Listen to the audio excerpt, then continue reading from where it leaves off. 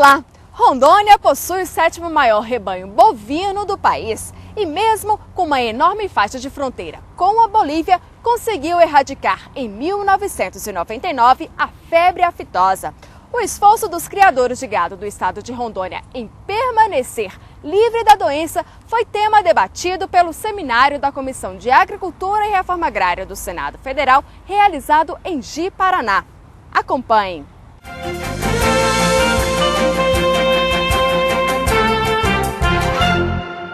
A balança comercial brasileira, ano passado, foi de 20 bilhões de dólares. Desses 20 bilhões de dólares, 4 bilhões é da exportação de carne. Então, é um montante bastante grande. Ano passado, o Brasil exportou 201 bilhões de dólares. Voltando a colocar, a balança, sendo o saldo da balança comercial é de 20 bilhões de dólares no ano passado. Somente o agronegócio no todo exportou 76,4 bilhões. E o saldo do agronegócio foi de 63 bilhões de dólares. Porém, se o nosso saldo total foi de 20 bilhões, os demais negócios brasileiros, com exceção do agronegócio, teve um déficit de aproximadamente 40 bilhões de dólares, Jamil. Ou seja, se não é o agronegócio, a balança comercial brasileira seria negativa. Por isso, a importância de nós estarmos cuidando cada vez mais do agronegócio brasileiro. E o estado de Rondônia, para que todos que estejam assistindo entendam, é um estado de pujança no agronegócio, mas ele tem uma característica diferente de outras regiões. É um estado onde o agronegócio é de natureza familiar, onde 93% das propriedades rurais existentes no estado de Rondônia tem um módulo familiar, ou seja, até 240 hectares, módulo fiscal de 60 hectares. E com isso, lá no final da década de 90, outros estados brasileiros com os novos desafios sanitários que se apresentavam naquela época se organizaram em torno do Programa Nacional de Erradicação da Febre Aftosa para buscar um status de zona livre de vacinação.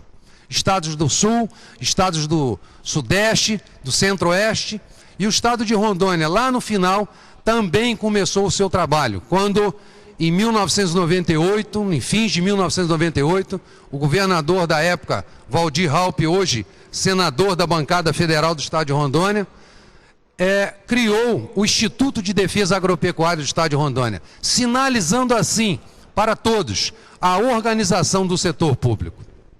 Já em 1999, o setor privado, consciente da importância de se trabalhar em parceria para vencer os desafios do Programa Nacional de Erradicação de Febre Aftosa, que pudesse conduzir num espaço pequeno de tempo, porque naquela época já existia a estagnação do setor da pecuária estadual e com reflexos consideráveis sobre a condição econômica e social do nosso estado, porque nós tínhamos ainda naquela época uma economia baseada no extrativismo vegetal, que também já vinha cedendo espaços. Em junho de 2000, se não me falha a memória, doutor Jamil, Rondônia teve um avanço sanitário extraordinário, saímos de risco desconhecido para alto risco. Isso nos emocionou e nos proporcionou a dizer, estamos no caminho certo, vamos continuar. Esse aqui é o trabalho que temos que fazer.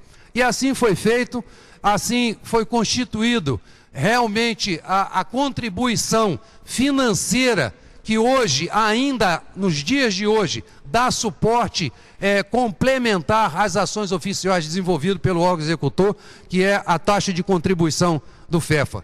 E com um trabalho desenvolvido, com novos equipamentos, com novos parâmetros de defesa sanitária, nós conseguimos, em breve tempo, em 2001 e para 2002, então, acendemos mais uma vez a condição de situação sanitária, indo para médio risco, que foi o primeiro momento de desafogar o setor da agropecuária de Rondônia, porque naquele momento nós já poderíamos então dar vazão ao abate dos animais e colocarmos animais abatidos em outros estados da federação que são verdadeiramente nossos consumidores. Para se ter uma ideia, de 76% do abate do estado de Rondônia feito mensalmente, 76% do abate é colocado no Centro-Sul brasileiro. Então nós tínhamos essa dependência econômica. O nosso próximo passo é uma zona livre, sem vacinação. Essa é a nossa próxima meta, mas para isso nós temos que consolidar o que nós conquistamos. E nós conquistamos porque houve verdadeiramente, no estado de Rondônia, uma parceria com ações semelhantes e solidárias do governo federal, do governo estadual, de todos os governos municipais, e principalmente do nosso produtor rural, liderados pelo Fundo Emergencial de Febre Aftosa do estado de Rondônia.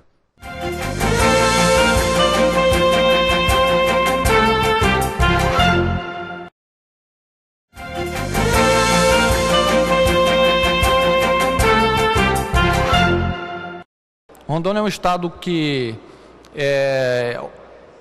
tem um potencial muito grande, que, como foi falado anteriormente, está cada vez mais se centralizando na América Latina, na América do Sul, como sendo um estado que vai possibilitar um grande fluxo, né, de divisas e de riquezas. Isso só nos traz preocupações. Tem uma área delimitada, tem uma área que permite a produção agropecuária e uma população bovina que chega a mais de 11 milhões e meio de cabeças. E como foi falado anteriormente aqui, nós temos cerca de 8 cabeças de bovinos por habitante. Nós temos que 79% das nossas propriedades, senadores, tem até 100 hectares, ou seja, são pequenas propriedades. Que 65% dos nossos rebanhos são até 100 cabeças. E que 75% das nossas propriedades têm a agricultura familiar como base. Nosso rebanho de corte, ele se aproxima das 7 milhões e 800 mil cabeças e o rebanho de leite de mais de 3 milhões e meio de cabeças. Rondônia é o 7º maior rebanho do Brasil, né?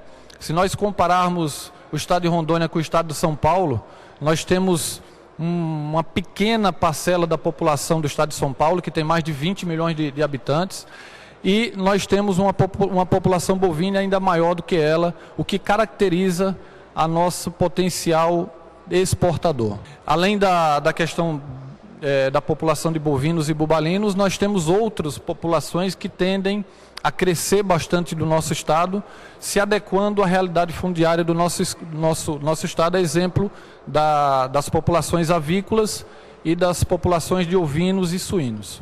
Nós temos cerca de 17 frigoríficos no estado, que no ano de 2010 abateram mais de 1 milhão e 900 mil cabeças, certo?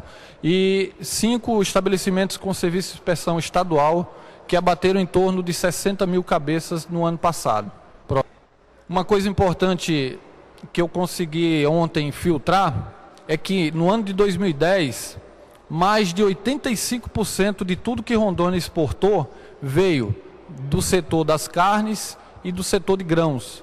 Ou seja, nós exportamos 51% de tudo que Rondônia exportou, mais da metade foi carne. E uma parcela significativa de grãos. E isso demonstra a nossa vocação agropecuária. O Programa Nacional de Erradicação de Febre Aftosa, antes de tudo, ele é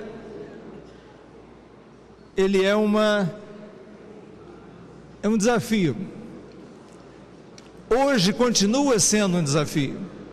Imaginem os senhores o que era esse desafio há 20 anos atrás. No início da década de 1990, o Brasil, recém-saído de um sistema de governo, com uma inflação muito alta, um poder aquisitivo muito baixo, com problemas sanitários, porque naquela época registravam milhares e milhares de focos de febre aftosa, e tivemos que, de uma hora para outra, dar garantias sanitárias, ou seja, teríamos que entrar no mercado exportador. Parece que o presidente Fernando Henrique Cardoso, na época, disse uma frase de que ou exportaríamos ou iríamos morrer.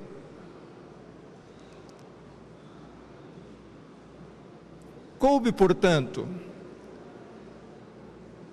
esse desafio ser enfrentado a partir do momento de que não só o controle servia para as regras internacionais que estariam vindo com a criação da OMC, Organização Mundial do Comércio, onde houve uma mudança nas avaliações, ou seja, as questões sanitárias foram sobrepostas às questões tarifárias. Portanto, o desafio era ou erradicamos a febre aftosa, ou damos garantias sanitárias, ou estaríamos fora do processo. Então nós poderíamos considerar que no início da década de 90, por volta de 1992, ao mudar a estratégia de controle para uma estratégia de erradicação, foi realmente um pulo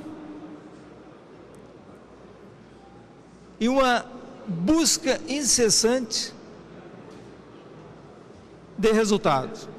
Com relação à região norte e nordeste, nós hoje temos praticamente a região nordeste como risco médio, se trabalhando nesse momento no sentido de avançar na busca de um reconhecimento nacional e posteriormente um reconhecimento internacional como livre de febre aftosa.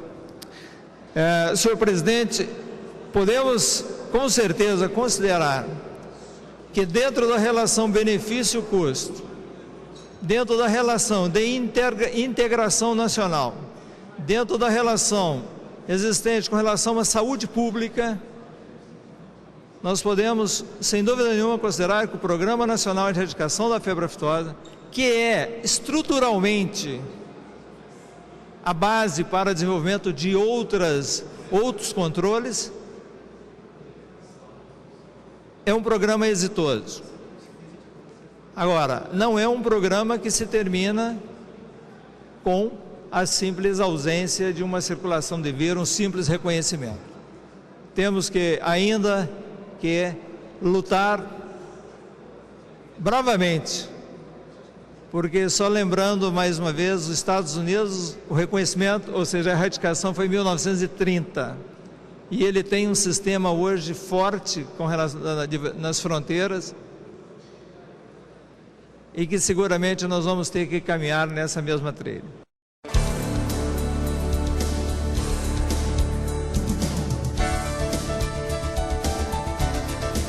O projeto de lei do Senado, PLS 30 de 2012, de autoria do senador Assir Gurgeks, estabelece que nos concursos públicos em que se prevê a existência de provas físicas, seja exigida a realização de exames antidoping, nos quais se observará na forma do regulamento as normas e procedimentos adotados pelas entidades brasileiras de administração do esporte olímpico. Para Assir, o chamado doping constitui prática que permite vantagem desleal de um competidor sobre os demais e que o concurso público representa uma das formas de aplicação do princípio constitucional da igualdade e não se pode admitir que um candidato use métodos ilegítimos para ser bem-sucedido no certame. A matéria se encontra na Comissão de Constituição e Justiça do Senado e aguarda a designação do relator. O programa no Senado com Assir Gurgeks fica por aqui, mas você pode assisti-lo pela internet. Acesse www.assirgurgeks.com.br. Envie-nos um e-mail para sugestões, críticas ou comentários. imprensa.assirgurgeks@gmail.com. Você também pode acompanhá-lo nas redes sociais, Twitter ou Facebook. Até um próximo programa.